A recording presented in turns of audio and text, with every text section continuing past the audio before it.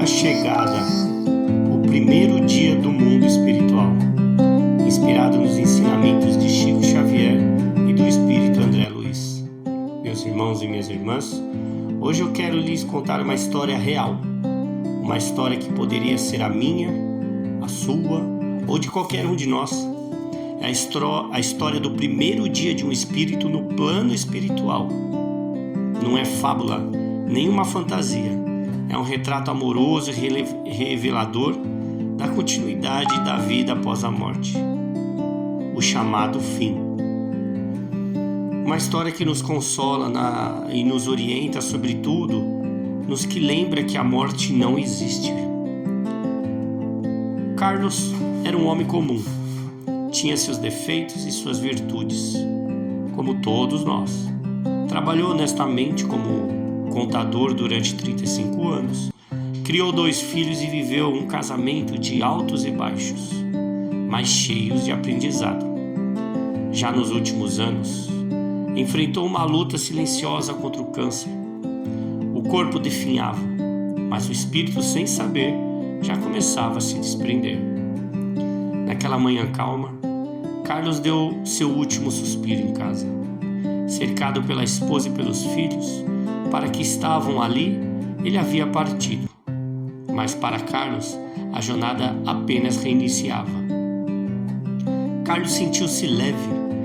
Estranhamente não havia mais dor. Abriu os olhos, mas algo já estava diferente. O quarto parecia o mesmo, mas as cores eram mais vivas. As vozes dos filhos vinham abafada, como se estivesse atrás de um vidro grosso ou um travesseiro em seu rosto. Ele tentou falar, mas ninguém ouvia. Será um sonho? Pensou. Foi quando sentiu uma mão amiga tocar seu ombro. Virou-se, viu um homem bem de semblante sereno, vestido de branco. O homem disse: Carlos, meu irmão, fique em paz. Você está seguro agora. Seja bem-vindo ao plano espiritual, a sua verdadeira casa. Carlos quis protestar, dizer que ainda não era hora, mas no fundo sentia uma paz que nunca havia sentido antes. Em uma memória vaga lhe invadiu o coração. Ele sabia que aquilo era verdade. O homem ao seu lado se apresentou. Carlos, sou Henrique, seu amigo espiritual. Acompanhei toda a sua reencarnação. E Carlos ficou confuso. Mas eu morri?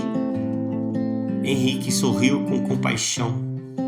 Você renasceu, Carlos, para a vida e a verdadeira casa.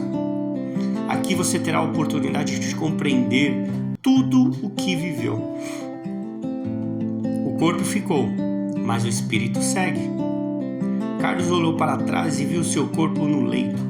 Viu a esposa chorando, sentiu vontade de abraçá-la, de dizer que estava bem.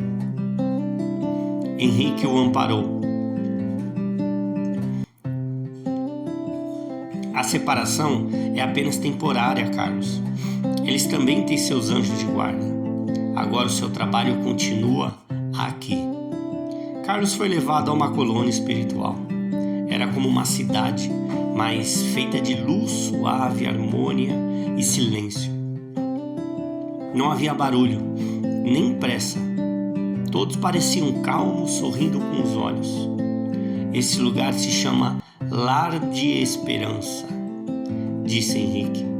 Aqui, espíritos recém-desencarnados descansam, aprendem a se preparar para os novos caminhos. Carlos foi conduzido a um quarto simples, mas acolhedor. Ali dormiu por 2 dias espirituais, num sono de reajuste. Enquanto dormia, suas energias se reorganizavam. Era como uma limpeza fluídica, lavando as dores, os apegos, os medos. Ao despertar, Carlos foi convidado a uma sala de projeções. Ali, ele revivera suas últimas reencarnações. Do nascimento até a morte. Mas não era julgamento, era aprendizado. Ele chorou ao ver momentos em que feriu pessoas por orgulho e se emocionou ao rever atitudes simples de bondade, que nem lembrava mais, mas que tinham tocado profundamente o coração alheio. Descobriu que um sorriso oferecido num dia difícil salvou uma vida e que um gesto de egoísmo causou uma lágrima que nunca soube. Henrique disse: a vida é uma escola, Carlos. Cada reencarnação é uma aula. Você aprendeu muito e agora pode seguir evoluindo com mais consciência. Com a autorização dos mentores, Carlos teve permissão para visitar sua família. Mas agora ele só poderia observá-lo sem interferir. Viu sua esposa orando por ele, sentiu onda de amor indescritível e entendeu que o amor verdadeiro continua além da matéria. Seus filhos choravam, mas seguiam firmes.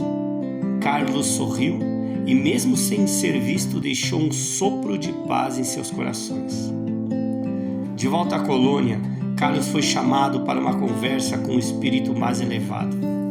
Carlos, você agora pode escolher descansar por mais tempo ou começar a colaborar com os trabalhos de auxílio a outros desencarnados.